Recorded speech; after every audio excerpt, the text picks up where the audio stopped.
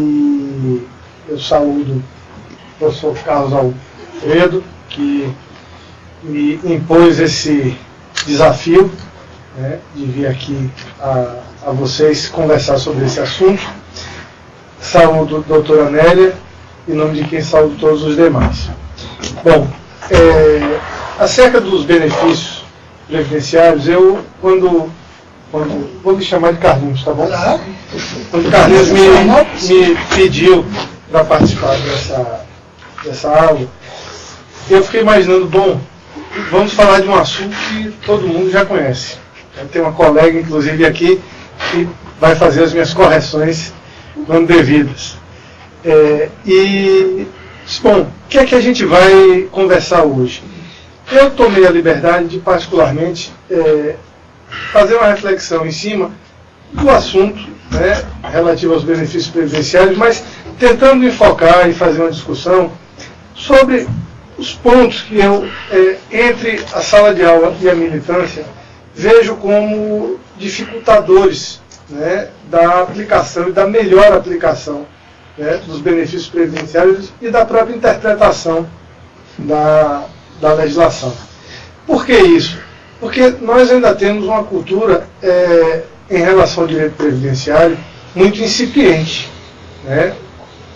As bibliografias que nós possuímos hoje, basicamente elas cuidam mais da interpretação das normas de direito previdenciário do que propriamente do estudo dos seus fundamentos. Nós fomos a uma livraria procurar um livro sobre fundamentos de direito previdenciário, nós seguramente teremos dificuldade. E esse estudo está mais voltado, né, com profundidade na legislação estrangeira, especialmente na doutrina espanhola, na doutrina italiana. Bom, mas fazendo essa observação, o que a gente tem que ter inicialmente como ideia é de que tanto o sistema de seguridade quanto o sistema de previdência, eles visam a satisfação de uma parte, né, de algo que a economia estuda muito bem, que são as chamadas necessidades humanas. As necessidades fisiológicas, necessidade de segurança, necessidade de autoestima. Então, a Previdência, dentro desse conjunto maior que é a Seguridade Social, ela visa exatamente a satisfação de algumas necessidades humanas. E que necessidades humanas seriam essas que o sistema previdenciário, e a Seguridade como um todo visam proteger? Os chamados riscos sociais, que seriam todos os acontecimentos involuntários, incertos, que produzem no homem uma necessidade para a satisfação do seu sustento e de sua família. Ou seja, ele ocorre quando o homem se torna incapaz, por diversos motivos, a velhice, a idade avançada, a doença, os acidentes, a invalidez. Ele, então, não permite o risco social se materializando, ele não permite, que o indivíduo possa prover as suas necessidades mediante o seu trabalho, as suas necessidades de sua família. Então, daí a ideia, do benefício previdenciário, que por muitos, inclusive, é chamado de salário de substituição. A doutrina mais antiga, Moacir Veloso, por exemplo, atribuía aos benefícios previdenciários a ideia de salário de substituição. Então, disso decorre já uma ideia, que o benefício previdenciário ele vem para suprir uma necessidade, um risco social que se materializa. E quando o risco se materializa, nós estamos diante de uma situação deflagrada de dano. Então, daí se parte para a ideia de que o benefício previdenciário ele tem natureza indenizatória. Esse, inclusive, temos aqui uma plateia com vários servidores públicos e a observação seria pertinente. Isso, inclusive, foi um dos argumentos que diversos sindicatos e entidades de servidores, eu tive a oportunidade de participar da discussão sobre a ação de inconstitucionalidade que discutia a emenda constitucional que criou a contribuição dos inativos. Ora, aquele benefício previdenciário é uma indenização por conta da idade avançada, que se traduz na dificuldade do indivíduo continuar, persistir né, exercendo o seu trabalho sem um esforço adicional, tal e qual o que acontece com a aposentadoria especial. Né, ou então o implemento da velhice propriamente dita. Né. Pois bem, se há indenização, como então se partir para taxar aquela contribuição? Né, mais do que isso, né, e nesse ponto o ministro Celso de Mello foi perfeito quando disse: isso implicará numa violação do princípio da vedação do retrocesso, porque já se chegou a um estágio, né, e agora vai se retroagir para impor uma situação menos benéfica para o segurado. E, por fim, não houve a necessária contrapartida. Nós também vamos falar aqui de um princípio, né, que diz respeito à pré-existência do custeio em relação ao benefício, e o que aconteceu lá foi o inverso. Né, se criou o custeio e não se trouxe um benefício adicional. Então, esses aspectos têm que ser observados e, normalmente, né, como eu disse no início, pela ausência de uma cultura maior, né, de um estudo mais profundo, né, em relação ao direito previdenciário, esses aspectos que são fundamentais, eles terminam sendo esquecidos, eles são ignorados pelos doutrinadores, às vezes, inclusive pelos próprios legisladores e pelos administradores do INSS, que é o que vai nos preocupar aqui mais diretamente. Bom, tendo em consideração isso, outro aspecto que eu acho importante é a consciência de que o nosso sistema é um sistema que se dá através da chamada repartição de encargos. O que é a repartição de encargos? Na verdade, ela é um aperfeiçoamento de um sistema antigo que se chamava de mutualismo, né, onde um grupo de pessoas se cotizava, né, para prover a necessidade de um dos integrantes do grupo. Isso hoje se dá de forma semelhante, mas com uma grande diferença. É que hoje nós contribuímos sem a obrigatoriedade dessa contrapartida pelo que vai necessitar utilizar o benefício. Ou seja, há muitos contribuintes que contribuem independentemente de ter direito a esse benefício. Daí a gente destrói aquela ideia que muitos segurados têm de que se eu contribuir eu tenho direito. Não é exatamente assim. Porque hoje o mutualismo ele avançou para uma ideia que está plasmada em nossa Constituição, que é princípio fundante, né, do nosso Estado de Direito, que é o princípio da solidariedade. E que no campo previdenciário se traduz no chamado pacto de gerações. Ou seja, os ativos contribuem para os inativos. As gerações futuras terão espaço para ocupar, né, o espaço que hoje o ativo ocupa, e amanhã, na sua inatividade, esse jovem futuro virá ocupar o seu posto de trabalho. Daí uma ideia também que é distorcida em nossa legislação, que é a possibilidade de o aposentado permanecer trabalhando.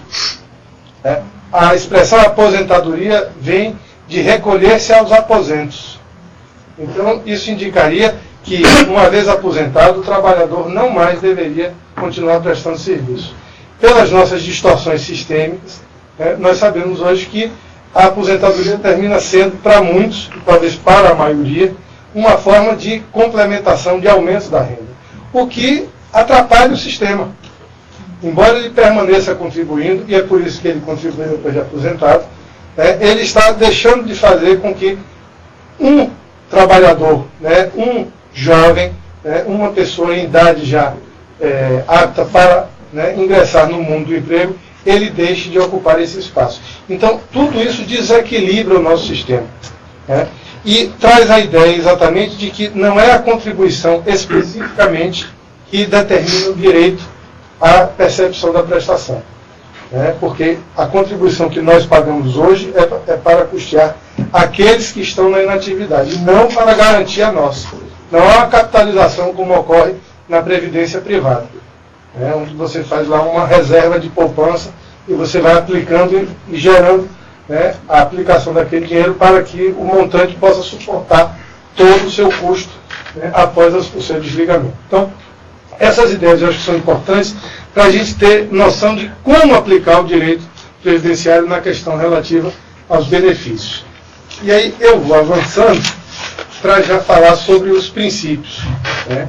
Bom, o primeiro princípio previdenciário básico, né, é o princípio da solidariedade. Ele advém, né, da previsão contida no artigo 3º, inciso 1º da Constituição, ou seja, ele não é apenas um princípio de direito previdenciário, mas ele é determinante para o direito previdenciário, e ele está lá previsto no artigo 3º, inciso 1º, quando ele diz que é fundamento da República a construção de uma sociedade livre, justa e solidária. Como eu já disse, a ideia de solidariedade no âmbito da Previdência é exatamente a da repartição de encargos. Ou seja, os ativos vão contribuir para os inativos. Observem que o trabalhador que se afasta do emprego para receber o auxílio-doença, ele cessa a contribuição. Aliás, em todo o sistema previdenciário do regime geral, não há contribuição de inativo. Essa, inclusive, também é uma distorção em relação ao que ocorre no serviço público. Então, por esse critério, por esse princípio do solidarismo ou da solidariedade, essas contingências, os riscos sociais e os seus custos são distribuídos por todos que integram o sistema. E a Constituição também diz que o sistema previdenciário e o sistema de seguridade será custeado por toda a sociedade. Ou seja, ainda aqueles que não integram o sistema também contribuem para elas. Eu costumo brincar na sala de aula dizendo assim, poxa, parte do prêmio que a gente vai um dia levar da Mega Sena vai para os velhinhos, pô, porque é uma das fontes de recursos do sistema previdenciário, uma parcela da arrecadação em concurso de prognósticos. Bom, além da solidariedade social, nós temos o princípio da universalidade de cobertura e de atendimento. O que é que isso quer dizer? Quer dizer que o sistema de seguridade como um todo, e nesse caso o sistema de previdência não necessariamente, ele deverá abranger todos os benefícios possíveis, dentro, obviamente, das possibilidades do sistema. E esses benefícios deverão abranger a todos indistintamente. Essa é a ideia da universalidade no âmbito do direito da Seguridade Social. No campo da Previdência Social, esse direito ele se afunila, porque somente terá direito ao benefício aqueles que sejam efetivamente beneficiários do sistema. Há pessoas que dizem assim, bom, meu filho tem problemas, é um portador de necessidade especial e eu vou obter a aposentadoria dele. Na verdade, eles estão falando de um benefício da Seguridade Social e não da Previdência Social, que é o benefício de prestação continuada. Então, quem não contribui, com certeza, salvo os dependentes, não irá poder se beneficiar do sistema previdenciário. Tá certo? O princípio da seletividade. A seleção das prestações será feita de acordo com as possibilidades econômicas do sistema. Ou seja, ele está muito ligado a um outro princípio, que é o da pré-existência do custeio em relação ao benefício. Ou seja, no sistema previdenciário, eu tenho que cogitar as situações a que todos os integrantes do sistema estão propensos a ingressar, e com base nela eu vou fazer, com base em lei de probabilidade, na matemática atuarial, eu vou então estabelecer de que maneira eu vou construir esse sistema para que, uma vez necessitando, todos tenham direito aos mesmos benefícios. Tá certo? Então, a seletividade vem no sentido de que um sistema não poderá prever algo além daquilo que ele pode custear, do que ele pode suportar. Por isso, por exemplo, eu venho defendendo sempre uma ideia no sentido de que não é devida a extensão da pensão por morte ao universitário que completa 21 anos. Por quê? Porque quando o sistema foi construído, foi criado, ele foi criado para suportar aquela condição. Então, desculpe, esqueci que eu não posso bater na mesa. Então, o que acontece? No momento em que eu permito a continuidade da pensão para o jovem que permanece na universidade, tendo por esse fundamento até os 24 anos, eu estarei tirando do sistema, né, uma parcela de benefícios que deveria estar sendo assegurada a um outro beneficiário com uma outra situação. Né? Porque exatamente existe essa construção. Nada na Previdência é feito aleatoriamente. Né? Precisamos de recursos, então tomem aqui. Não é assim que funciona o sistema previdenciário. Né? Então, eu até digo com relação a isso, olha, mas por que só até os 24 anos? E o estudante que precisa ir um pouco mais? Né? Então, esse critério é muito subjetivo, né, para os fins da Previdência. Óbvio que lá no direito de família isso já se tornou, né, um consenso da jurisprudência, mas eu acho que isso não tem o condão, né, de transferir para o sistema previdenciário essa mesma regra, porque não há custeio para isso. E um dado que demonstra essa realidade é que quando o Código Civil reduziu a maioridade, não se alterou a concessão do benefício ao filho, né, de até 21 anos. Então o critério não é a maioridade, o critério na Previdência é a dependência econômica. Né? O segurado, quando ele entra em estado de necessidade, né, através da materialização do risco, seja com um acidente, com a doença ou com a velhice, ele, né, está dependente.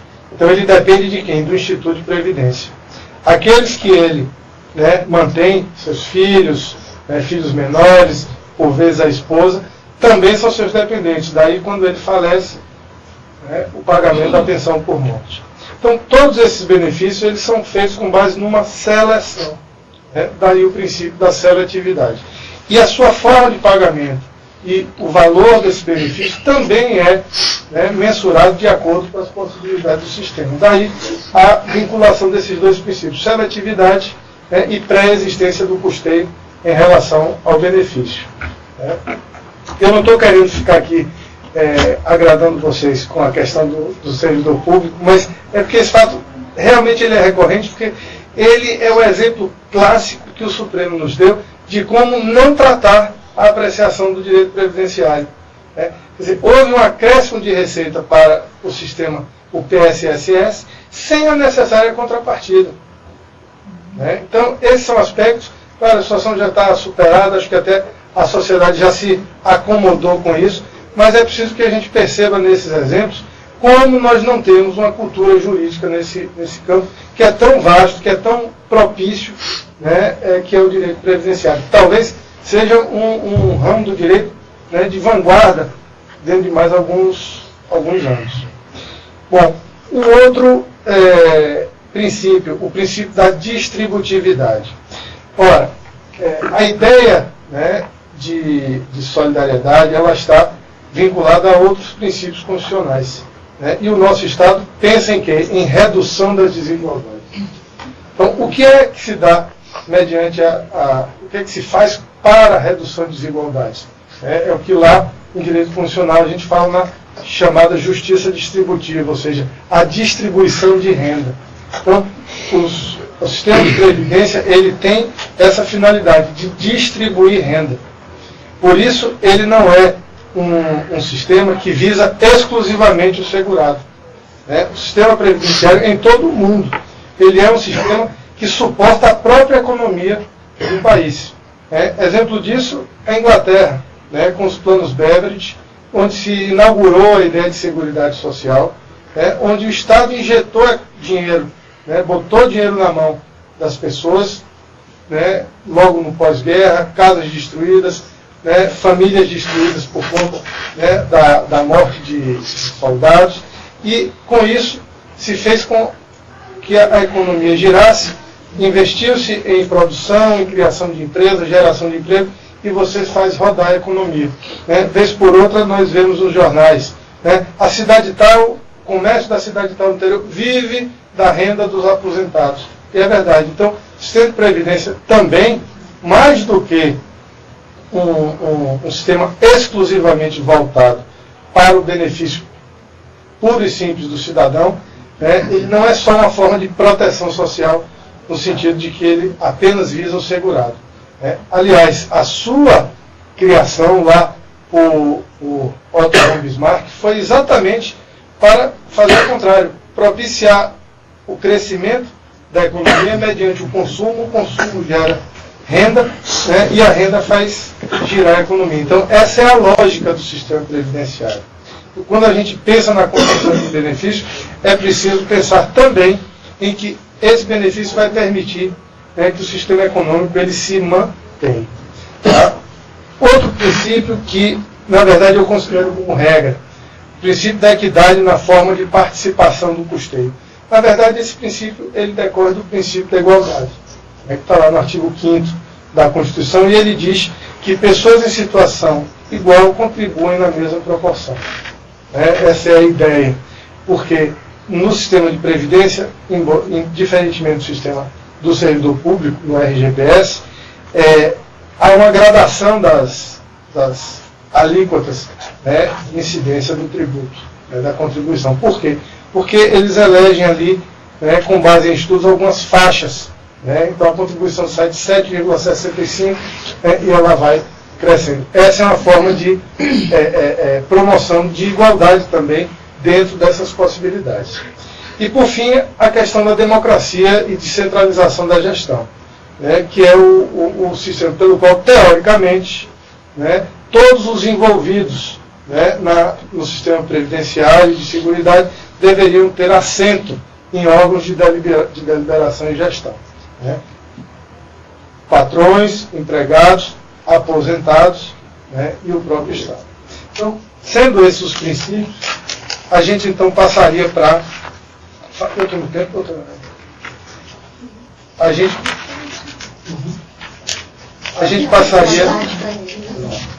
gente passaria a falar dos benefícios. Bom, o auxílio-doença. Né? O auxílio-doença ele está previsto na Lei 8.213, e ele é o benefício previdenciário de trato continuado e sucessivo, devido mensalmente ao segurado que, a partir do 15º dia de afastamento, estiver incapacitado temporariamente para o trabalho em razão de doença, lesão ou de infortúnios do trabalho ou atividade habitual. Então, esse talvez seja, depois da aposentadoria, com certeza é o benefício mais importante, né, do nosso sistema de previdência, e ele visa exatamente o quê? Ele visa satisfazer uma necessidade temporária do trabalhador, né, ou do segurado, como se queira dizer.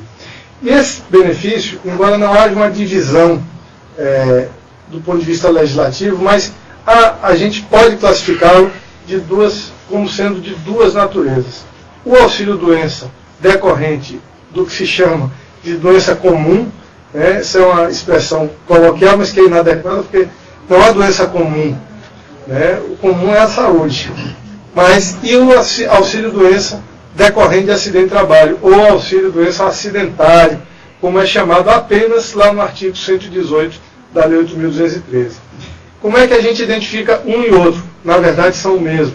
O INSS faz aquela classificação entre B31 e B91. O B31 é o auxílio que não decorre de acidente de trabalho ou doença ocupacional. O B91, o que decorre, né, de acidente de trabalho ou de doença ocupacional. Como é que ele se estabelece? Há um prazo de carência, né, dos benefícios para, no caso do acidente do auxílio-doença, de 12 contribuições mensais. Pouco importa as fontes de contribuição. Né? O sujeito pode ter 2 empregos, mas essas 2 contribuições serão consideradas como uma só para fins de carência. Né? No caso dos acidentes de trabalho, é que essa carência é dispensada. Né? Apenas nessa situação. Bom, ele é devido a partir do 16º dia do afastamento, né? E deve perdurar enquanto durar essa incapacidade. Bom, mas se ele é decorrente de uma incapacidade temporária, é preciso que se defina, né, quando isso vai passar a ser considerado como não temporário, ou seja, como permanente. Essa avaliação, na legislação atual, ela não tem um prazo fixado, o que eu acho absolutamente correto, né, porque ela deve ser aferida caso a caso. Né? Há pessoas que podem levar 6 meses para ficarem restabelecidas, outras 2 anos, como antigamente se costuma dizer, depois de 2 anos, então, converte em aposentadoria. Outras podem levar 5.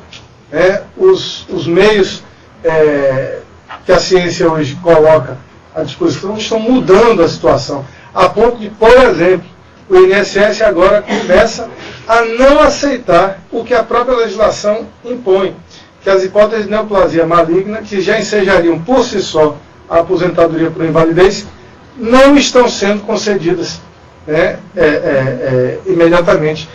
Eu tenho casos já de pessoas que estão tendo indeferimento do pedido de aposentadoria e estão até sendo liberadas do auxílio-doença, porque, né, já se está querendo dizer que o câncer tem cura, embora, do ponto de vista da ciência, isso não seja possível. E aí que vem o grande problema que aflige os segurados. O INSS, na verdade, ele termina hoje sendo um agente contrário ao segurado. Essa é uma realidade, infelizmente, nós vivenciamos no Brasil. O INSS ele não está ao lado do segurado. Aquilo que é possível ele se desincumbir de despesa, ele faz. Advogado do diabo. O advogado do diabo. Infelizmente, essa é uma realidade. Tá? E eu posso afirmar que tenho, tive a oportunidade de travar discussões dentro do âmbito do INSS, do âmbito do Ministério da Previdência, para a realização de alguns estudos, e essa é uma realidade lá dentro, por conta de uma política de redução de custos. Então, literalmente, eles cortam na carne. Bom, eu vou falar superficialmente sobre os benefícios, porque eu acho que todos aqui já conhecem bastante essa realidade e prefiro que a gente parta para discutir aspectos mais polêmicos e que não virão assim à mente, de uma hora para outra. Vejam bem, outro aspecto que eu acho que é importante, que aí já atinge a nós aqui na Justiça do Trabalho, os efeitos da concessão do auxílio. Primeiro, a suspensão do contrato de trabalho. Isso é absolutamente tranquilo, mas, além disso, quando o auxílio decorre de acidente, ele gera aquela estabilidade, ou garantia do emprego, lá prevista no artigo 118, mas há também a outra, que decorre do artigo 93, e que não se estende apenas aos segurados acidentados, mas aos habilitados ou reabilitados, como inclusive o artigo se refere. E esse dispositivo, inclusive, foi alvo de uma campanha muito interessante por parte do Ministério Público do Trabalho, junto da antiga DRT, para o incentivo a que empresas admitissem pessoas portadoras de deficiência habilitadas e trabalhadores reabilitados. No caso dos trabalhadores reabilitados, o que acontece é o seguinte: é preciso observar a existência de um parâmetro, de um percentual, a depender do número de empregados que a empresa possua. Esse percentual de trabalhadores habilitados ou reabilitados deve ser mantido. Logo, se a empresa não observa este percentual, o empregado ele está facultado a requerer a sua reintegração ou readmissão no emprego. Porque a lei diz que deverá manter o percentual e a substituição só poderá ocorrer mediante a admissão de outro trabalhador em condição semelhante. Então, se hoje eu sofri um acidente, me reabilitei, e essa reabilitação ensejou uma redução, verificou-se nela uma redução de minha capacidade de trabalho, eu adquiro essa estabilidade, que é muito mais vantajosa do ponto de vista da segurança do trabalhador do que a própria estabilidade de 12 meses a que se refere o artigo 118. Então, esse é um aspecto que eu acho que é pouco explorado, tanto por empresas, porque há uma questão de responsabilidade social, como também no âmbito da nossa justiça, eu vejo pouco a observância por parte de advogados. Nas demandas, a gente, pesquisando e tal, a gente vê que esse dispositivo não muitas vezes é utilizado. Bom, esse benefício do auxílio-doença, ele nos levaria para a análise imediata de um outro benefício, que é o do auxílio-acidente. Há um erro, às vezes, na denominação, porque muitas pessoas pensam que o auxílio acidente seria o auxílio decorrendo do acidente de trabalho. Na verdade, não é isso. O auxílio acidente ele é um benefício que equivale, em média, a 50% da remuneração do empregado, e ele é devido, desde quando, na ocorrência de acidente de qualquer natureza, não apenas o acidente de trabalho, seja verificado após o processo de reabilitação profissional que ele sofreu uma perda da sua capacidade de trabalho. Uma redução, como nós chamamos de redução parcial da capacidade de trabalho. Parcial e permanente. O sujeito perdeu parte da mão, perdeu o pé e é motorista. Então ele não está absolutamente incapacitado, mas para aquela atividade ele não mais poderá trabalhar. Ao menos pode até usar uma prótese, mas ele, como motorista profissional, dificilmente poderia voltar à sua atividade. Então ele passa a ter direito a esse benefício, que independe, até 1991, esse benefício era devido de forma vitalícia e cumulava com a aposentadoria. De um momento para cá, ele deixa de ser vitalício, cessa com a aposentadoria, mas ele é utilizado para fins do cálculo do salário de benefício. Certo? Então, de certa forma, houve compensação. Óbvio que nesse ponto o trabalhador perdeu, mas não deixa de ser razoável que o critério seja assim adotado. Um dado que é muito importante, e isso faz com que a gente ganhe garrafa de azeite dendê, peru, castanha caju assada, é que os trabalhadores não sabem que a legislação diz assim: cessado o auxílio-doença e sendo detectada a incapacidade parcial mediante processo de reabilitação, será devido o auxílio-acidente. Ou seja, o INSS deve, e não pode, o INSS deve conceder o auxílio-doença de ofício, porque é ele que é o responsável pelo processo de reabilitação, embora não o faça, mas ele é o responsável. Então, ele é o primeiro, quase que a saber que o cidadão está insuscetível de desenvolver as suas funções como antes. Então ele deveria. Aí o que acontece? 1 ano depois, 2 anos depois, 3 anos depois, o empregado vai lá discutir a aposentadoria por invalidez dele ou a aposentadoria especial, e aí a gente vê que ele recebe o auxílio-doença. Só que isso foi requerido, ou que não percebe. E aí a gente vai verificar que normalmente quando percebem, foram requerer muito tempo depois. E aí você pode observar, claro, a prescrição, requerer o pagamento retroativo por conta dessa omissão do INSS que, teoricamente, silencia para se beneficiar. Esse é o entendimento que a Justiça Federal tem refletido em muitas decisões. Aí eles ficam, lógico, que absolutamente satisfeitos e você vira um Deus sem querer. Mas esse é um fator que demonstra como há uma ignorância do trabalhador em relação aos seus benefícios e aos seus direitos. E obviamente que não há um interesse por parte do Estado em difundir essas informações.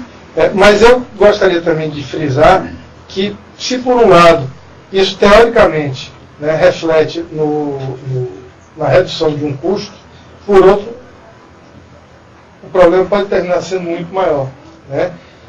Eu vim apreciando há pouco tempo a situação de uma pessoa, eu não sou advogado dela, mas que teve indeferido administrativamente o benefício da pensão por morte, porque o INSS não reconheceu a condição de união-estado. Ingressou na Justiça, foi reconhecida a união mediante um processo específico perante a Justiça Federal e, ato contínuo, não houve recurso. O que é que o INSS deveria fazer? Conceder a pensão. Não concedeu. Ela então ingressou com uma ação para receber o benefício. Isso aconteceu em 1981. Agora, em 2007, ela teve instituída a pensão. E o passivo, porque aí vai a data do falecimento do segurado, porque eles haviam requerido dentro do prazo, o passivo vai a quase 2 milhões de reais. Quer dizer, nem para ela vai servir, no sentido de repor a dificuldade que ela passou. Mas uma ação que leva mais de 20 anos. Né? Quer dizer, e uma pancada de 2 milhões, né, no órgão público é muito pior do que pagar R$800 por mês. Então, são situações que são absolutamente inconcebíveis. Quer dizer, há um desvio de gestão. Né? E isso é preocupante no nosso sistema. Bom, indo adiante, as aposentadorias. A aposentadoria, ela sofreu uma alteração significativa no ano de 1998 com a emenda constitucional 20, né, que modificou aquela aposentadoria tradicional, né, que era a aposentadoria por tempo de serviço, para a chamada aposentadoria por tempo de contribuição. Quais são as modalidades de aposentadoria hoje? A aposentadoria por tempo de contribuição, a aposentadoria por idade, a aposentadoria especial. Ainda há aí algumas pessoas que ainda podem usufruir da aposentadoria proporcional e a aposentadoria por invalidez. No caso da aposentadoria por tempo de contribuição, o que mudou especificamente em relação ao conceito? Antes, o que determinava o direito à aposentadoria era o tempo de serviço. Ora, a aposentadoria é também um benefício de trato sucessivo, devido mensalmente ao segurado que não possui capacidade em caráter permanente ou duradouro para prover o seu sustento, seja em decorrente da velhice, da invalidez, da idade avançada, que era exatamente a hipótese que a aposentadoria por tempo de serviço queria albergar.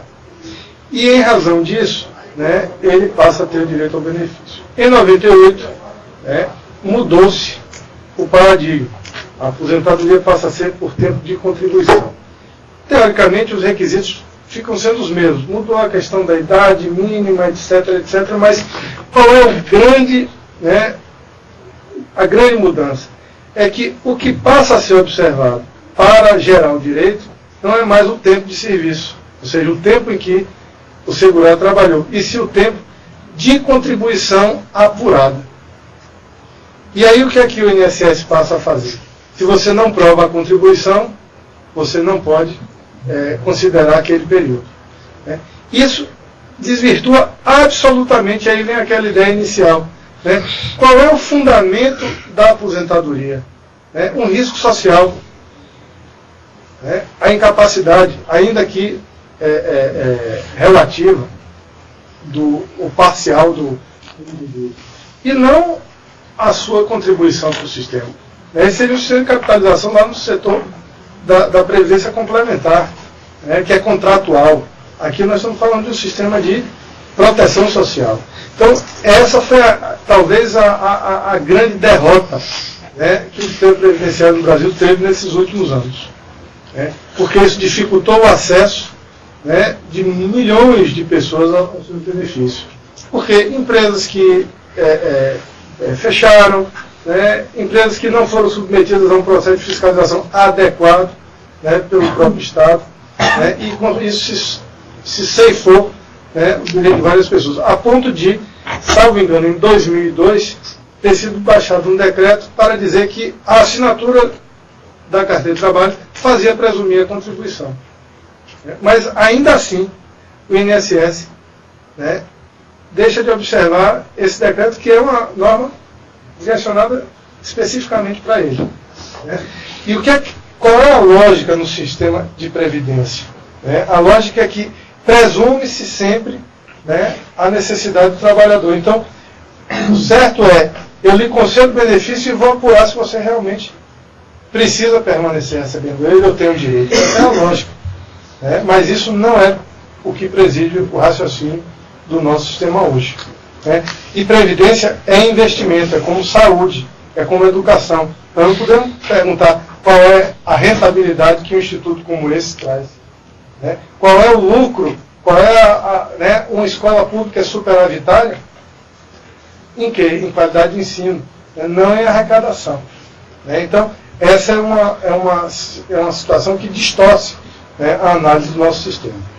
Bom, a aposentadoria por tempo de serviço, ela é devida aos trabalhadores que completa. Aliás, praticamente todas as aposentadorias, salvo a aposentadoria por invalidez, que, tal e qual o auxílio-doença acidentário, não exige a carência. A carência, de regra, no sistema previdenciário para a aposentadoria é de 180 contribuições mensais. Teoricamente 15 anos, mas são 180 contribuições mensais. Certo? E ela é devida a partir do requerimento, né, se requerido dentro de 90 dias, né, quando da cessação do contrato de trabalho. Quais são os requisitos para a sua concessão?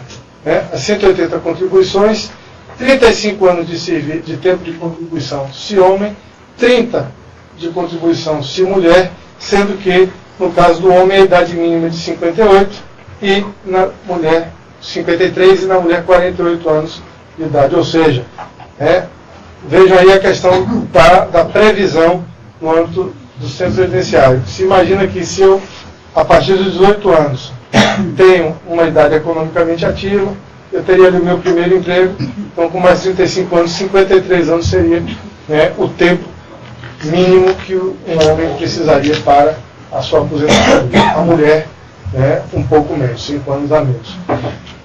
No caso da aposentadoria por idade, né, ela é devida para também quem tem 180 contribuições mensais, sendo que o homem teria exigido não aí os 35 anos de contribuição, mas o alcance de 65 anos e a mulher 60 anos. Evoluindo para a aposentadoria compulsória, né, que se daria para o homem aos 70, a mulher aos 65. Tá? A aposentadoria por invalidez. A aposentadoria por invalidez é devida quando verificada a incapacidade de recuperação e de exercício, né, de outra atividade, mesmo depois de um processo de reabilitação. Né?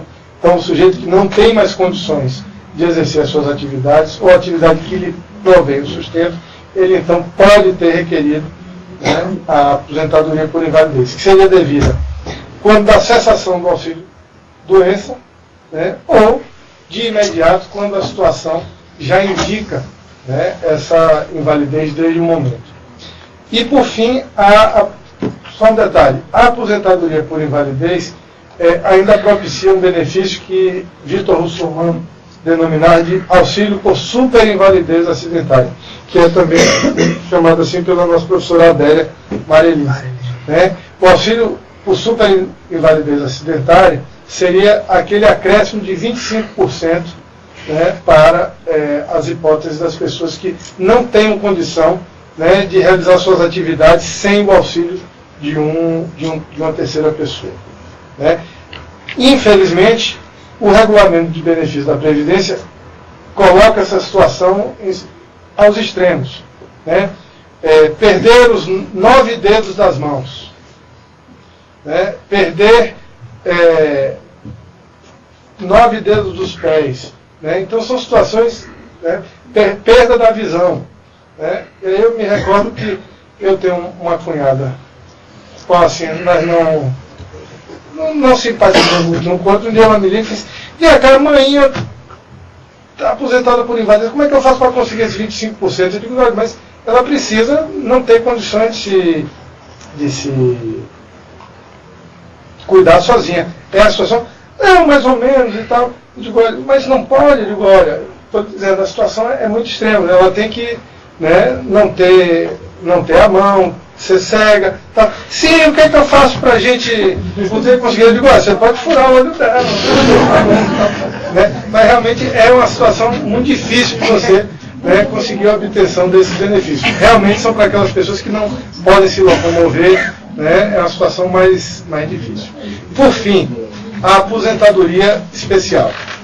A aposentadoria especial, eu diria que ela é uma aposentadoria por idade às avessas. Né? Por quê? Por tempo de serviço às avessas. Porque ela é devida ao segurado que trabalha por 15, 20 ou 25 anos, né, em atividades que lhe expõem a risco, né, a risco de vida e a sua saúde. Né? Mergulhadores aposentam com 15 anos. Né? Pessoal que trabalha na indústria petroquímica, aposentadoria aos 25 anos. Garis, né, 25 anos.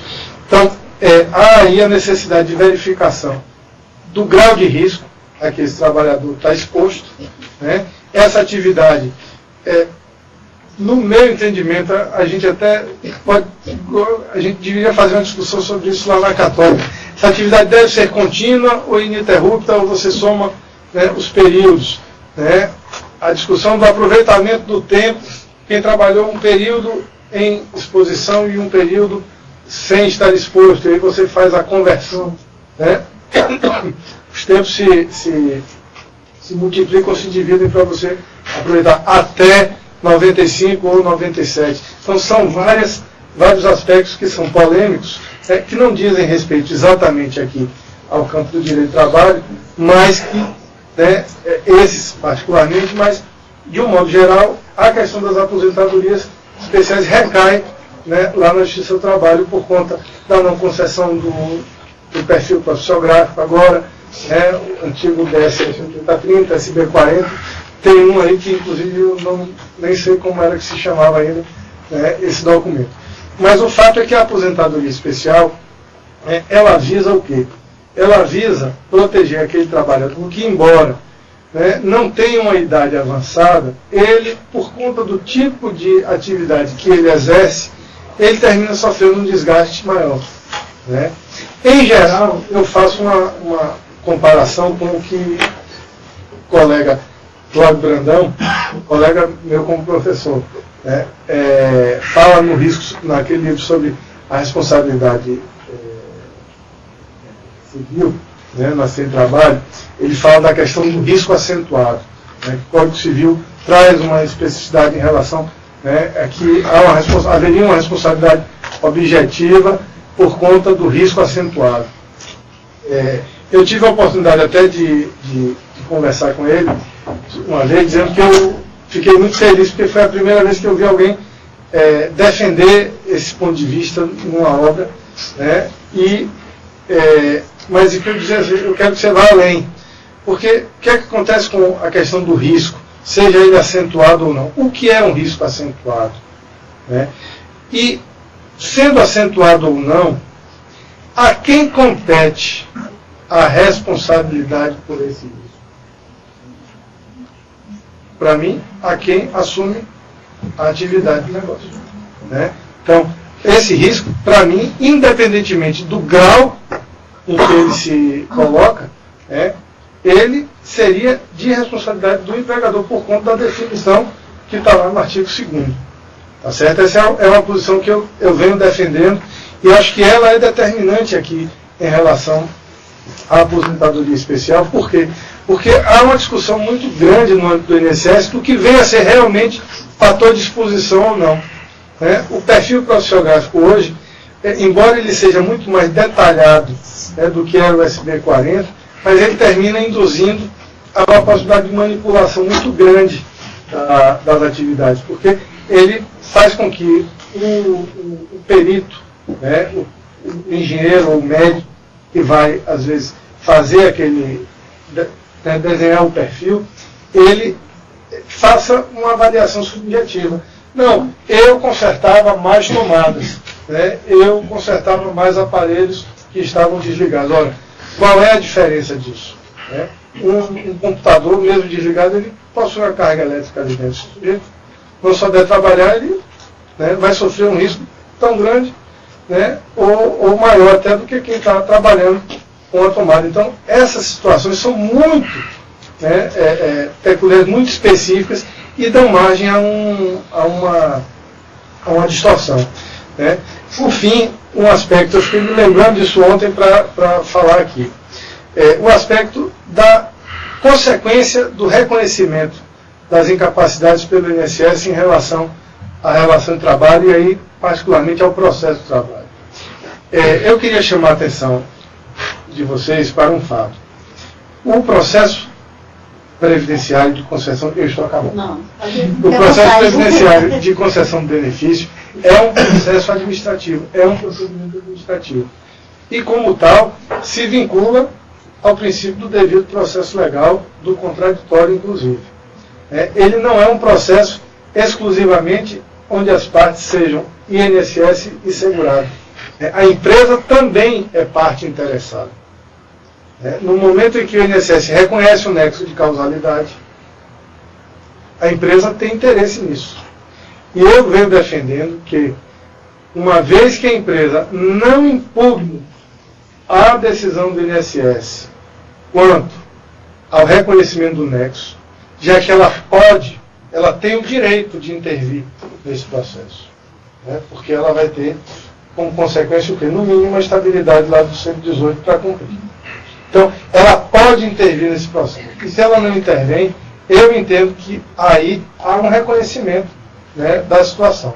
E isso, obviamente, tem repercussão no campo probatório, né, e pelo menos da distribuição do ônus da prova.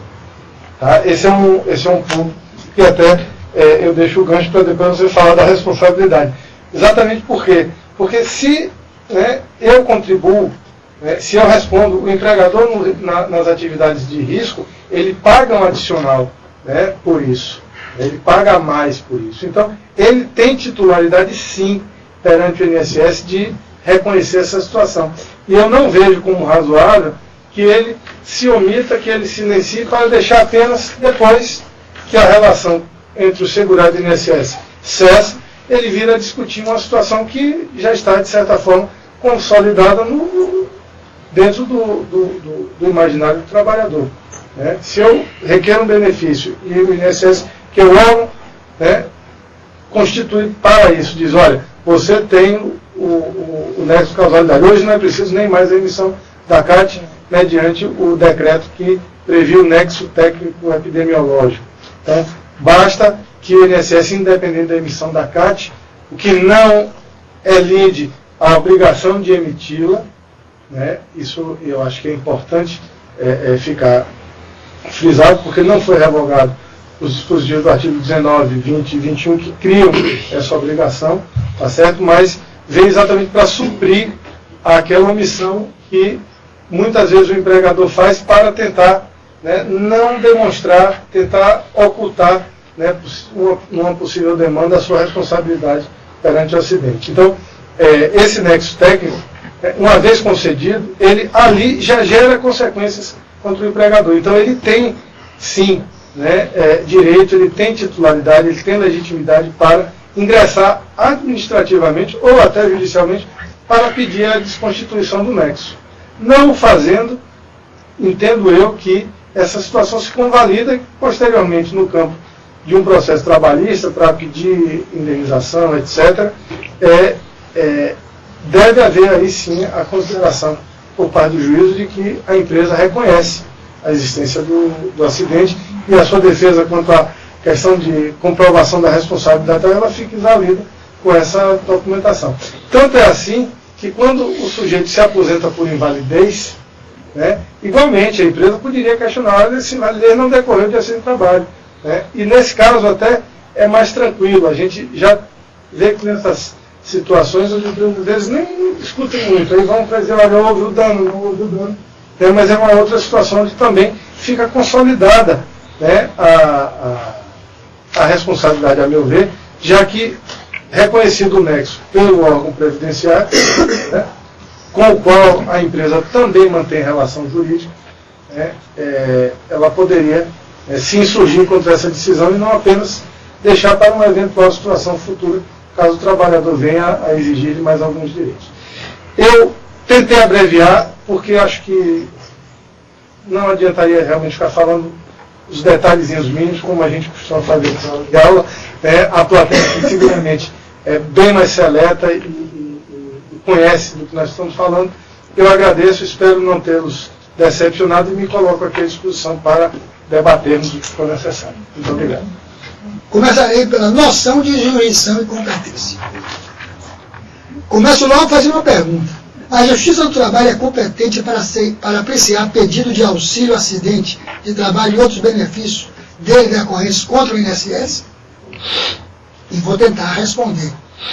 Antes de iniciar qualquer estudo sobre competência, é imprescindível tecer algumas considerações, ainda que superficiais, sobre o que seja jurisdição, já que a competência nada mais é que parcela de jurisdição determinada a um juiz ou um colegiado, conjunto de juízes. Jurisdição é, muito resumidamente, a aptidão para dizer validamente o direito. É isso que é jurisdição. Todo juiz tem jurisdição se entrou no cargo da forma que a lei prevê. Daí se extrai a seguinte conclusão: todo juiz investido no cargo, na forma legal, tem jurisdição. Porém, nem todo juiz ou órgão colegiado tem competência para apreciar e decidir toda e qualquer questão que é dirigida ao Poder Judiciário.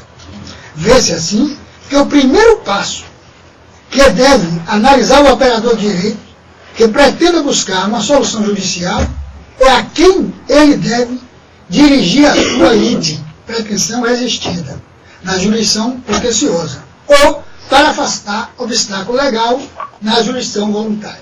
Deve, pois, dirigi-la ao juízo competente. Vem ao segundo título. A competência é matéria que, necessariamente, tem matiz constitucional. Artigo 96, inciso 1A da Constituição da República.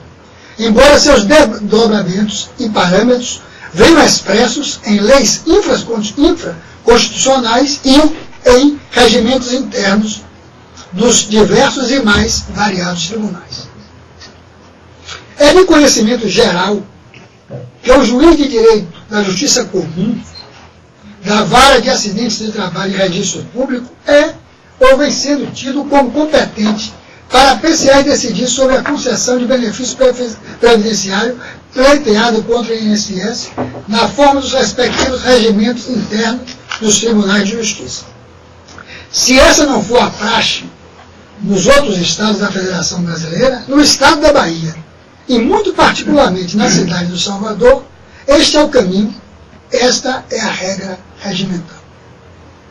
É importante registrar, por exemplo, que a cidade de Salvador, segundo o último censo divulgado pelo IBGE, está muito próxima de atingir a marca de 3 milhões de habitantes. No entanto, em razão de uma competência residual, a competência é residual, tem apenas uma única vara subordinada à Justiça Estadual para dirimir as controvérsias havidas entre os segurados e a Previdência INSS.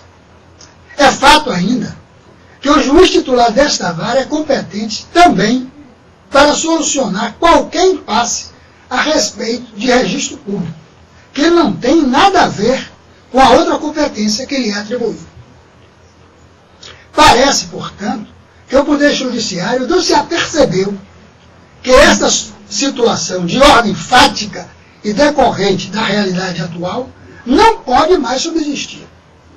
E não pode, juridicamente, porque a emenda constitucional número 45 de 2004 inseriu no artigo 5º, por conseguinte, dentro dos direitos fundamentais, que tem aplicação imediata, o inciso 78 que reza, que diz esse artigo: a todos no âmbito judicial e administrativo são assegurados a razoável duração do processo e os meios que garantam a celeridade de sua tramitação.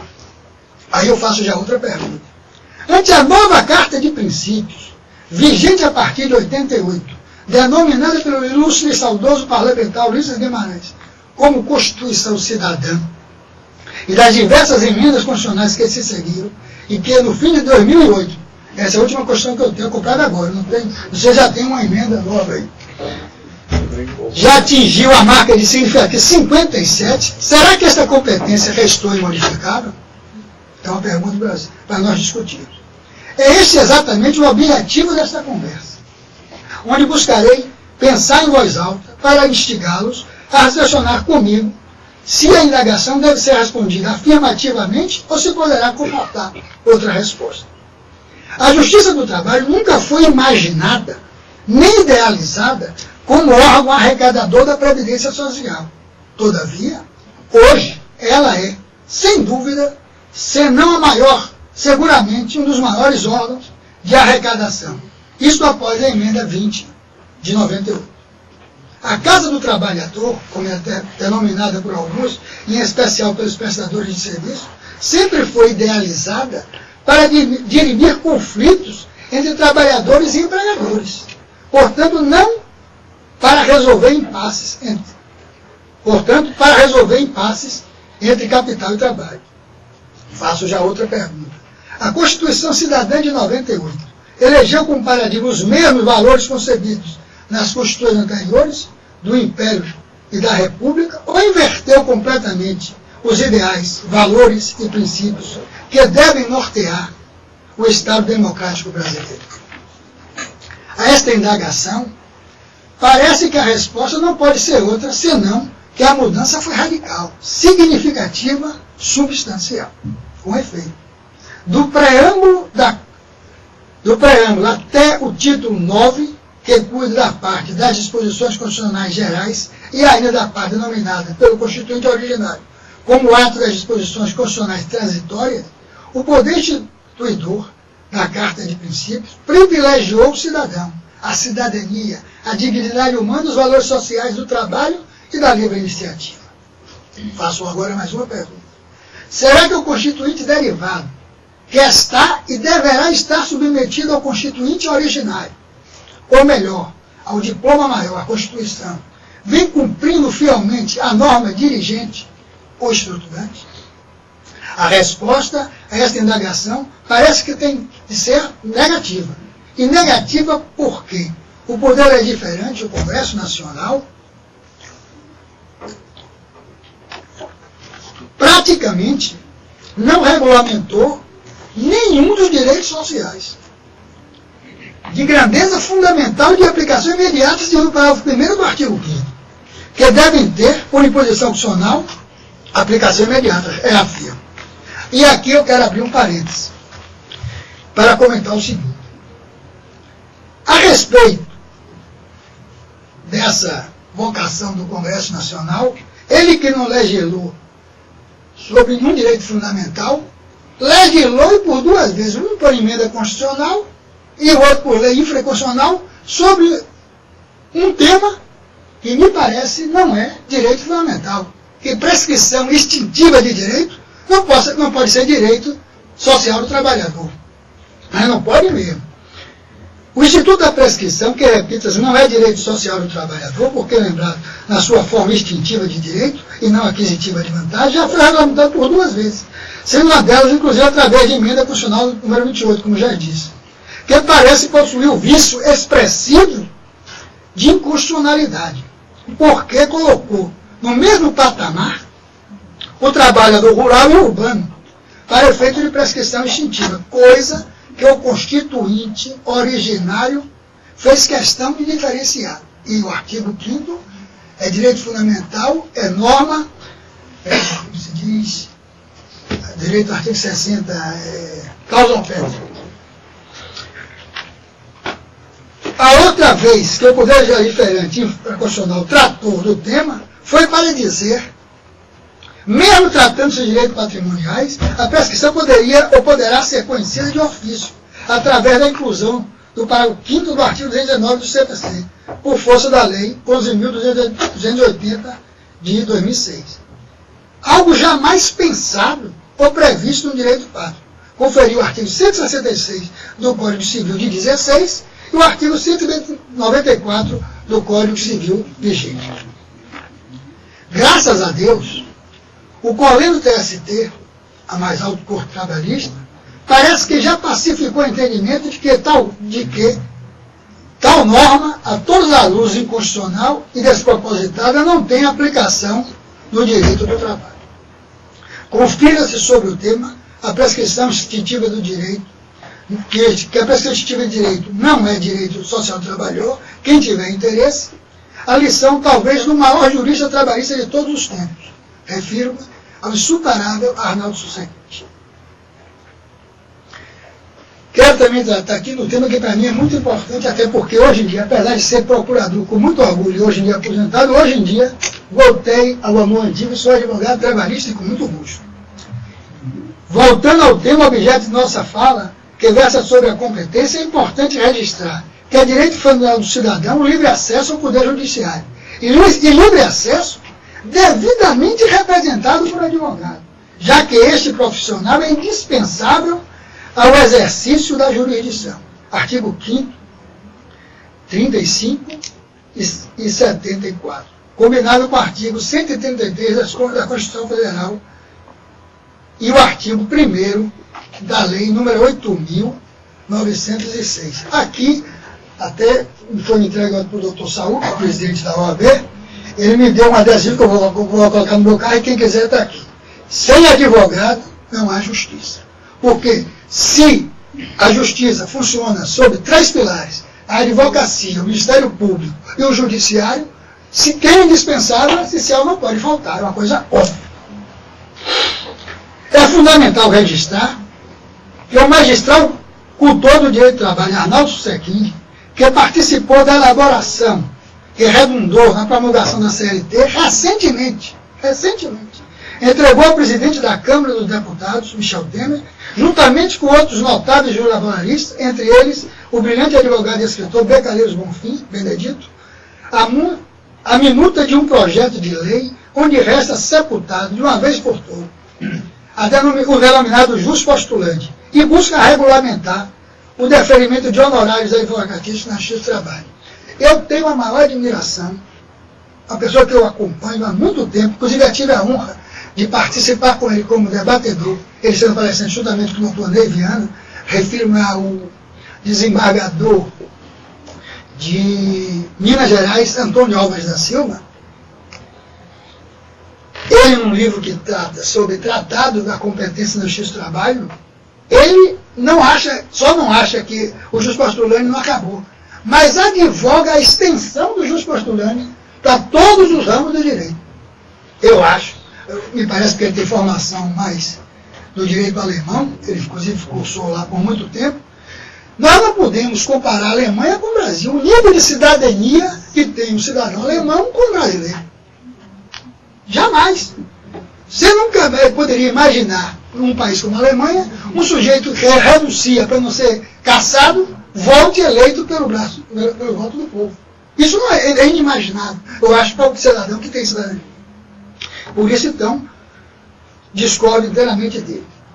Quero abrir outro parênteses também, para fazer mais uma pequena digressão. Ela diz respeito à imposição constante da Lei 9.958 de 2000, que instituiu as chamadas comissões de conciliação prévia. A passagem por ela para desafogar o judiciário é louvável. E eu vou sempre à comissão de conciliação. Toda vez vou, como advogado. Mas não podia nem pode ser obstáculo ao acesso do judiciário, como condição ou pressuposto ao exercício de direito de ação. Porque a norma não previu esse desfecho. Louve-se o ensinamento do brilhante e saudoso magistrado Nilson Sepúlveda, quando votou por ocasião do incidente de uniformização da juíza do TRT da Quinta Região, que redundou na súmula 6, contra a extinção do feito. Não existe essa previsão na lei, não poderia ser adotada. Aproveito até a oportunidade, vou fazer isso por escrito como dirigente da ABAT, de conclamar os desembargadores presentes para rever essa súmula, pelo menos para dizer que não é condição ou pressuposto. Até porque eu acho que ela não pode ter mais validade em relação à decisão do Tribunal Superior do Trabalho recente. Volto ao 6º ponto, que é justamente, eu vou entrar agora no assunto, dos beneficiários do auxílio decorrente de acidente do trabalho. Retornando mais uma vez ao tema principal da exposição, é chegado o momento de observar que a emenda constitucional de 45 de 2004, número 45 de 2004, ampliou significativamente as atribuições e a competência da Justiça do Trabalho, para que ela possa apreciar e dirimir conflitos, não só decorrentes do contrato de emprego, mas, principalmente, da relação de trabalho, inclusive os prestados pelos trabalhadores, empregados, avulsos e especiais, todos os beneficiários do auxílio decorrente do acidente de trabalho. Se eu estiver errado, doutor, me corrija. Conforme parágrafo 1º, artigo 11, inciso 6, 7 da Lei 8.213/91. Não se pode negar que esta emenda constitucional inseriu um dispositivo de vital importância para os funcionários, em particular os trabalhadores, por ser a parte débil economicamente na relação processual. Refiro novamente àquele inciso 78, da duração do processo. Aqui abro outro parênteses. Volto a fazer uma brevíssima reflexão para dizer que a Constituição Federal constitucionalizou a exigência da fundamentação como pressuposto de validade de qualquer decisão, sob pena de nulidade. Sentença sem fundamentação parece morte cerebral. A existência de vida está no fim da linha. E dizer ainda que o legislador infraconstitucional acrescentou o caput do artigo 897-A da CLT para admitir efeito infringente aos embargos de declaração, quando do julgado se observar contradição, omissão e manifesto equívoco no exame dos pressupostos extrínsecos do recurso. Os motivos dessa direção têm em conta que o Poder Judiciário deve ter como meta a ser cumprida a entrega da prestação institucional no menor tempo possível. E aqui quero parabenizar a Justiça do Trabalho. A Justiça do Trabalho faz isso muito bem. E os desembargadores e juízes que estão aqui presentes fundamentam as decisões de maneira brilhante. Daí a razão de ser da mudança do artigo 897-A da CLT para justificar legalmente a possibilidade de efeitos infringentes ao recurso impróprio de embargo da declaração, entendimento que a doutrina e a jurisprudência já haviam pacificado. E fecho o parênteses a reflexão para conclamar: não tenho implicância, nem recebo como crítica, como observado pelo ministro Marco Aurélio, os embargos de declaração.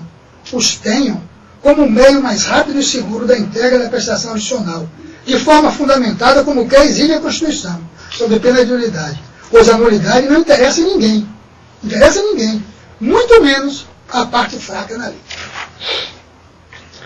De volta ao tema proposto, e já observado que a Justiça do Trabalho, desde a emenda número 20, foi reservado ex officio os descontos e fazer cobrança dos créditos em favor da Previdência, conforme artigo 33, parágrafo 5º da Lei 8.212/91, se estiver errado também me corrija, e o provimento número 196. É chegada a hora de ressaltar, aí que vem a parte importante da conversa, que o STF, guardião por excelência da Constituição Federal, em decisão histórica e unânime, não teve um voto contra, só teve do ministro Marco Aurélio, que foi mais abrangente. O ministro Marco Aurélio não deu como o momento, no caso da acidente de trabalho em relação ao empregador, a vigência da emenda constitucional 45, sim, da Constituição de 88.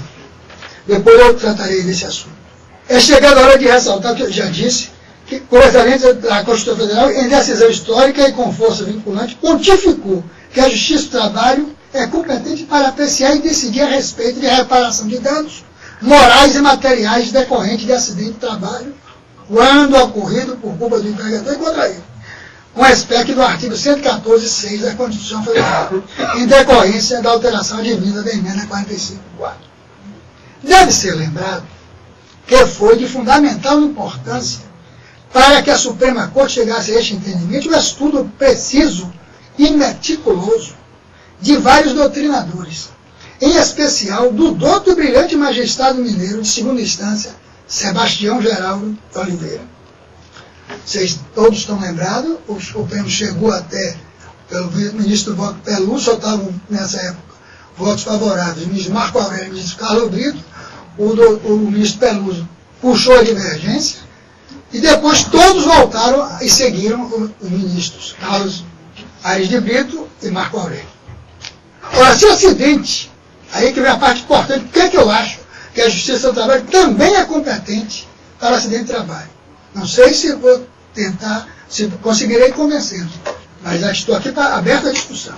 Ora, se o acidente, que é o fato da vida, que causa de pedir próximo, inadimplemento da obrigação do pedido, e que tem ainda como causa de pedir remota o contrato de trabalho, gênero e não só de emprego, espécie, é o mesmo, por que não se entender, pelo menos neste caso, onde parece estar presente inegável conexão, já que os pedidos são diversos, pois em uma se busca benefício de ordem previdenciária, independente de culpa, decorrente de seguro social, enquanto no outro se busca indenização por motivo de culpa para a ocorrência do acidente, desde que é canalizado o fato, acidente de trabalho, nexo de causa e efeito, e dano oriundo de responsável e objetivo, pelo menos em certos casos, ao teor da redação do parágrafo único do artigo 927 do Código Civil.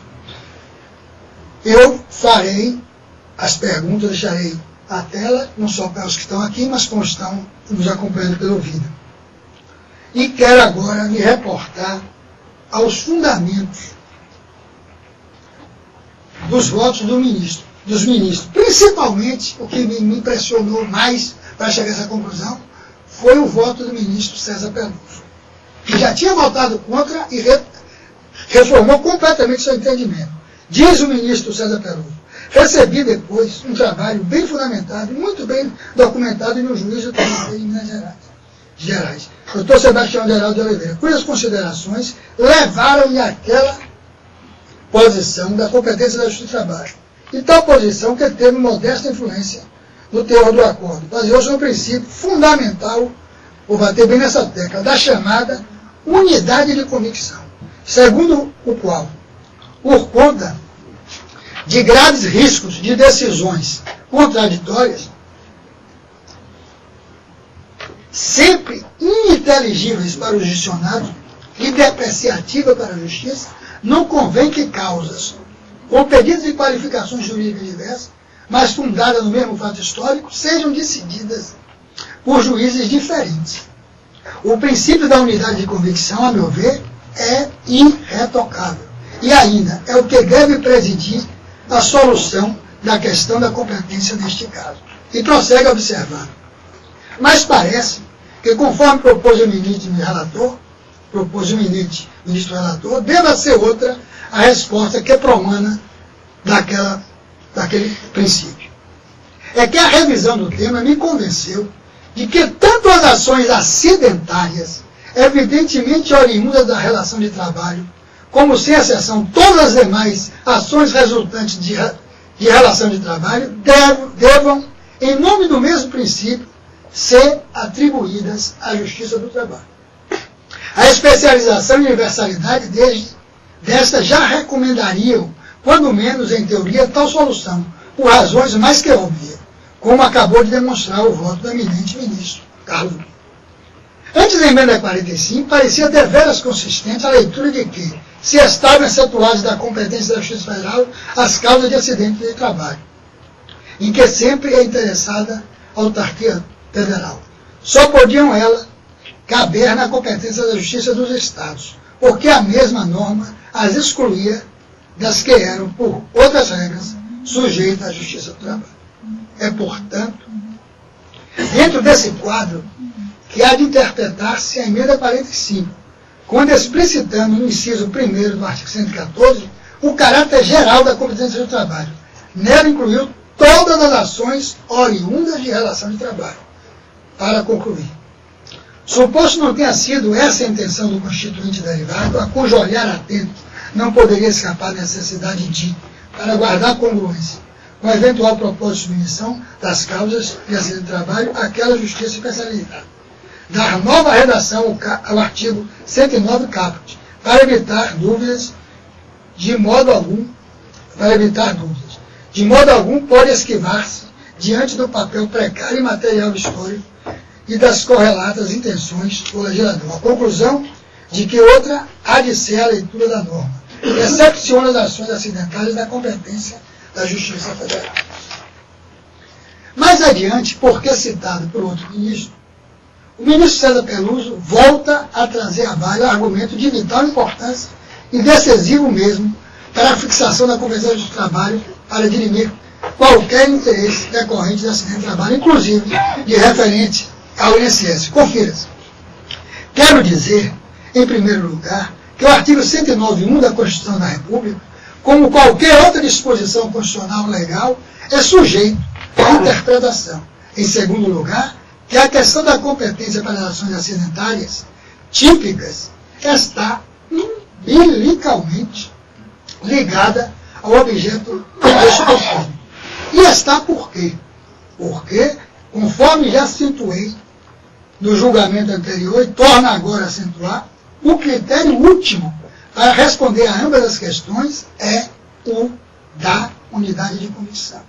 Se o fato jurídico pode, ao mesmo tempo, ser qualificado por normas de duas taxonomias, uma de caráter acidental e outra concernente à responsabilidade aquiliana ou negocial, as ações processuais que se irradiam de ambas essas qualificações jurídicas não podem ser atribuídas a justiças diferentes e, pois, a órgãos jurisdicionais diversos. Aqui, passo agora a fazer um comentário sobre o voto do ministro Carlos Veloso. O ministro Carlos Veloso, na sua fala, disse que não votou, primeiramente, desta forma, pela competência do trabalho, por motivo de política judiciária. Ele entendeu que a Justiça do Trabalho não estaria aparelhada para essa sobrecarga de trabalho. Depois ele voltou atrás, que verificou pelo estudo do próprio Sebastião Geraldo que a Justiça do Trabalho hoje está espalhada por todo o território nacional e tem toda a condição de prestar um relevante serviço. E entra agora dos últimos temas, que justamente que fundamenta o meu pensamento. É o Instituto da Conexão. O Instituto Processual referido pela ministra Vicênia Peluto, notável processualista, é o referente à conexão, que se caracteriza segundo a dicção do artigo 103 do CPC. O que é que diz? Reputam-se conexas duas ou mais ações quando lhes for comum o objeto ou alternativa à causa de pedido. Das teorias que cuidam do Instituto da Conexão, a materialista parece de melhor alcance, adotada por Olavo Oliveira Neto, que tem excelente monografia sobre o tema, segundo o jovem e brilhante processualista baiano. Fred Guilherme faz essa citação. E esse jurista, Olavo Oliveira Neto, sintetiza, dizendo o seguinte: se são conexas as causas que derivam de uma relação jurídica material, então é consequência do vínculo de conexão que o julgado seja uniforme. No caso específico do acidente de trabalho, a causa de pedir próxima, como já disse, é o acidente de trabalho, e a remota, a relação de trabalho. São idênticas, sendo tanto na ação de natureza previdenciária, onde se busca o benefício previdenciário, como naquela onde se pede contra o empregador culpado de indenização. Eu quero aqui agora, como disse antes, que não, eu estou trazendo novidade, porque esse entendimento já foi sustentado por alguns, invoco, entre outros, o trabalho elaborado por outros magistrados, como o juiz Luciano Martinez, que apresentou tese em Congresso de Magistrados, onde tinha como subtema do órgão jurisdicional competente para dirimir entre trabalhador segurador obrigatório e a autarquia incumbida na concessão dos benefícios previdenciários, a tutela jurisdicional como fator de promoção do direito à proteção social. Da tese do Dr. Luciano, eu vou fazer a leitura num pequeno trecho. A competência do judiciário trabalhista em matéria previdenciária ainda é tema que desperta imensas discussões. É certo, entretanto, que nos moldes do texto constitucional, a Justiça do Trabalho é competente para processar e julgar as ações oriundas de relação ao trabalho. Assim sendo, se o fato gerador do conflito de interesse tem origem, tem causa, na relação de trabalho, ele estará, sem dúvida, submetido à competência da Justiça Laboral. Artigo 114, 1. Diferentemente, se o fato gerador do litígio apenas decorre, é consequência da relação de trabalho, existe lei específica extensora da competência. Artigo 114, 9. As relações estabelecidas entre os segurados obrigatórios, todos os trabalhadores e a Previdência Social têm necessária origem, causa, na relação de trabalho. É impossível ser trabalhador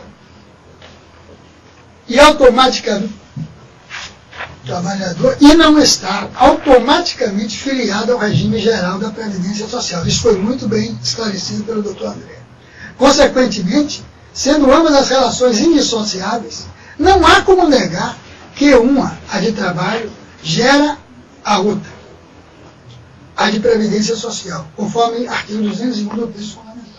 Por isso, sustenta-se que o Judiciário Trabalhista tem, sim, competência material para diminuir conflitos estabelecidos entre os trabalhadores em sentido lato e o INSS, notadamente naqueles que envolvem pretensão de urgência, visando a declaração de inexigibilidade da carência como requisito para a percepção de benefício previdenciário por incapacidade, auxílio doença e aposentadoria por invalidez. Destaque-se que o mote da competência da Justiça do Trabalho para solver conflitos estabelecidos contra o INSS em matéria de benefícios previdenciários, postulado por segurados obrigatórios trabalhadores, já foi objeto de 2 teses, aprovadas no 13º CONAMAT, sendo aqui reiterada para vincular a ideia de que o Judiciário Trabalhista deve reunir em si toda a matéria social. As 2 teses referidas por Dr. Luciano, uma é de autoria do notável juiz Jorge Luiz Sotomayor. O título é Competência, Benefícios Previdenciários e Justiça do Trabalho. E a outra é de um outro juiz mineiro. Competência da Justiça do Trabalho para conhecer de litígios entre trabalhador e INSS. Essa é do juiz Antônio Gomes de Vasconcelos da Mata 3. Merece destaque especial o entendimento de outro magistrado mineiro, Antônio Álvares da Silva, que eu citei e discordei em relação ao descumprimento. Mas aqui concordo inteiramente com ele. Consoante do seu livro Pequeno Tratado da Nova Competência Trabalhista, editora LTR, ano 2005, páginas 104 e 105, que, lembrando a lição do grande e inesquecível mestre baiano José Martins Catarino, cujo teor será lido adiante, chega à conclusão de que, é a conclusão dele, ao submeter as questões previdenciárias do trabalho, não se estará descobrindo a roda, nem fazendo nada de novo. E cita José Martins Catarino, que diz, porque ele, para mim, eu continuo ativo com suas magistrais lições: ninguém há de negar que qualquer dissídio entre empregado e empregador, ou entre um deles e a União, sobre a questão previdencial, é oriundo de relação de trabalho subordinado. Para alguns, os privatistas, seria até um dissídio trabalhista próprio, porque é resultante de uma divergência contratual. No parágrafo seguinte, citando Zezé ainda, ele conclui: cremos fielmente na competência da Justiça do Trabalho, cujo alcance, cedo ou tarde, será reconhecido, permitindo um melhor controle institucional dos atos administrativos previdenciários. O doutor José Martins Catarino realmente era uma pessoa brilhante, tinha uma cultura jurídica fantástica e era um visionário, ele realmente percebia as coisas muito antes. Quero aqui esclarecer, eu tive a honra de ser assessor de um juiz que é meu irmão, José Alfredo Cruz Guimarães, e ele, como também o ministro Marco Aurélio, o pensamento dele, eu mesmo de Antônio Álvares da Silva, eles entendem, de Marco Aurélio, que a competência para em relação à responsabilidade do empregador não é da Constituição, não é da emenda constitucional 45, não, é desde a Constituição de 88, não é de agora, não. Agora, quero, por fim, por questão de honestidade intelectual, não posso deixar de mencionar que a opinião do doutor magistrado mineiro Sebastião Oliveira influenciou o Supremo Tribunal Federal de forma decisiva a julgar o conflito de competência 7.204.1 em favor da Justiça do Trabalho, na questão referente à indenização contra o empregador, bem como o doutor relator do acordo, ministro Carlos de Brito, são contra a competência da Justiça do Trabalho quando a demanda for dirigida contra o INSS. Confira-se a respeito a lição do juiz mineiro, a página 397 do seu precioso livro, Indenizações por Acidente do Trabalho ou Doença Ocupacional, quinta edição de editora LTR, ano 2009, página 398. E a página 398, o acordo da primeira turma, proferido em agravo regimental pelo doutor ministro sergipano Carlos Aires de Brito. Esse acordo foi publicado no Diário da Justiça, de 1 de julho de 2007. Aqui eu encerro, estou totalmente aberto ao debate, não quero ser dono da verdade em absoluto, até porque trouxe a opinião contrária e de peso de uma pessoa que influenciou todos os ministros do Supremo. Se pegar o voto, que está transcrito no seu livro, todos fazem referência a ele, ao desembargador Sebastião Geraldo. E o ministro Aires de Brito dispensa qualquer comentário, que para mim é um dos melhores do Supremo. Continuo aberto aos debates e agora eu acho que passamos ao intervalo.